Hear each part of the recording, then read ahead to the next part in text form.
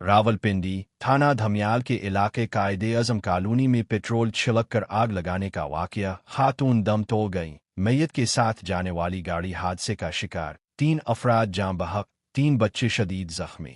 रावलपिंडी जवाद असगर शाद चक्री रोड थाना धमियाल के इलाके कायदे-ए-आज़म कॉलोनी लाइन नंबर 2 में आग लगने का वाकया 2 रोज कबल पेश आया था, जिसमें 52 साला शाजिया फारूक ज़ौजा तारिक हुमाओह भट्टी झुलसकर शदीद जख्मी हो गई थी।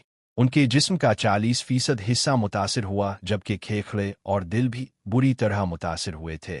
नाजुक हालत के बायस वो डॉक्टरों से बात भी ना कर सके और कल रात गए जख्मों की ताब ना लाते हुए इंतकाल कर गए। मरहुमा की मैयत को आबाई इलाके गोजर खान ले जाया जा रहा था कि रास्ते में कैरी बुलान और ट्रक में खौफनाक तसादुम हो गया। हादसे में मरहुमा के कजिन, उनकी बीवी और एक बच्चा जाँ बहक हो गए, जबकि उन्हीं के 3 बच्चे शदीद जख्मी हो गए। जख्मी बच्चों को तशवीशनाक हालत में अस्पताल मुंतकिल कर दिया गया।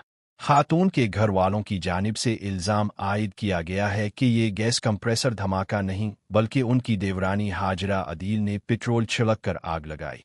अहल खाना के मुताबिक वाक़ये से पहले दोनों खवातीन के दरमियान झगड़ा हुआ था, जिसके बाद हाजरा अदील ने बच्चों को कमरे से बाहर निकाला और कुछ ही देर बाद शोर शराबे की आवाज़ आई तो शाजिया फारूक को आग में जलता हुआ पाया गया। वाक़ये के बाद से हाजरा अदील और इसका शौहर मंजर आम से गायब हैं। इस हवाले से SHO थाना धमियाल राजा असरार ने मुलक्किफ देते हुए कहा कि अभी तक कोई गिरफ्तारी अमल में नहीं लाई जा सकी, ताहम छापे मारे जा रहे हैं और जल्द अहम पेश रफ्त मुतवक्के है।